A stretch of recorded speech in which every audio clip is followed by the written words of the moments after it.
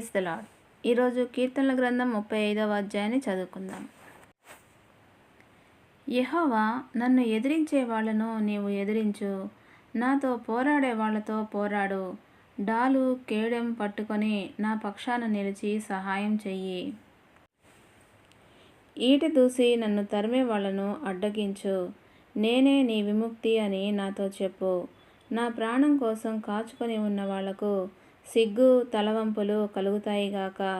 నాకు హాని చేయడానికి కుట్ర పన్నేవాళ్ళు వెనక్కుపడి ఆశాభంగం చెందుతారుగాక. వాళ్ళు గాలికి కొట్టుకుపోయే పొట్టులాగా ఉంటారుగాక. యెహోవా దూత వాళ్లను వెళ్ళగొట్టి వేస్తాడుగాక. వాళ్ళ బాట చీకటిగా జారిపడే బాటగా అవుతుందిగాక. యెహోవా దూత వాళ్లను తరుముతాడుగాక. ఎందుకంటే నిష్కారణంగా నా కోసం రహస్యంగా వల పన్నారు వాళ్ళు. నిష్కారణంగా నా ప్రాణానికి గుంట తవ్వారు. తెలియకుండానే నాశనం అతడిపై పడుతుందిగాక. అతడు రహస్యంగా పన్నిన వలలో అతడే చిక్కుపడతాడుగాక. అందులో అతడు పడి నాశనమైపోతాడుగాక. అప్పుడు నేను యెహోవా విముక్తిని గురించి ఆనందిస్తాను. ఆయన మూలంగా నా హృదయంలో ఉల్లాసంగా ఉంటుంది. నా ఎముకలన్నీ మాట్లాడతాయి. యెహోవా, నిన్ను పోలిన వాడెవడు? వారికంటే ఎక్కువ బలం గల వాళ్ళ చేతిలో నుంచి బాధితులను తప్పిస్తావు. వారిని దోచుకునే వాళ్ళ బారి నుంచి బాధితులను దరిద్రులను విడిపిస్తావు నీవు. దౌర్జన్యపరులైన సాక్షులు ముందుకు వచ్చి నాకే తెలియనివి నన్ను అడుగుతున్నారు. నేను చేసిన మేలుకు కీడు జరిగించి నన్ను దిక్కులేనివాడుగా చేసేవాళ్ళు.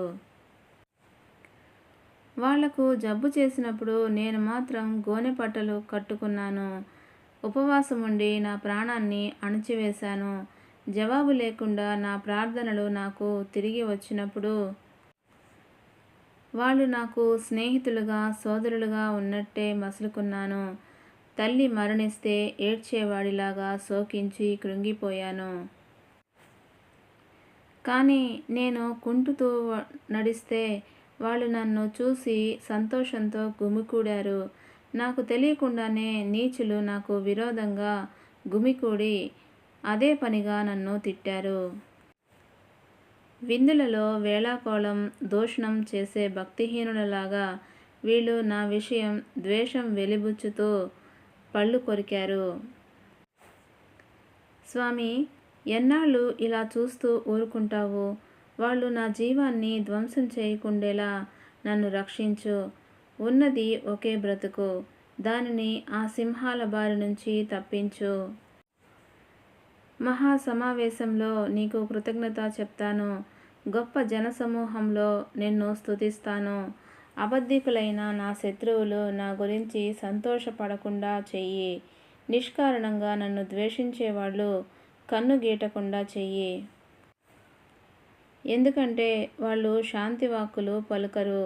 దేశంలో ప్రశాంతంగా బ్రతికే వారికి విరోధంగా అబద్ధాలు కల్పిస్తారు.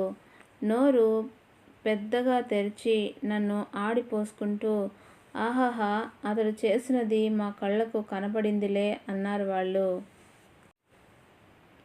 యెహోవా, నీవు ఇదంతా చూశావు కదా. మౌనం వహించకు, నాకు దూరమైపోకు.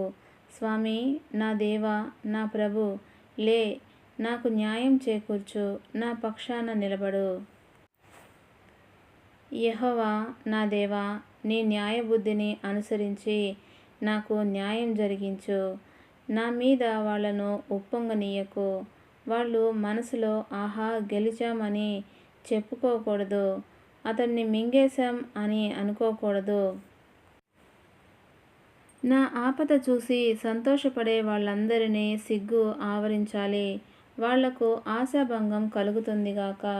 నాకు వ్యతిరేకంగా గొప్పలు చెప్పుకునే వాళ్లను సిగ్గు అగౌరవము కప్పివేస్తాయిగాక. నేను నిర్దోషిగా నిరూపించబడాలని ఇష్టమున్నవారు సంతోషించి ఆనందధ్వనులు చేస్తారుగాక.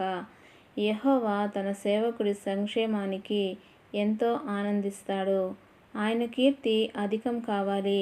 అని ఎల్లప్పుడూ అంటూ ఉండాలి వారు.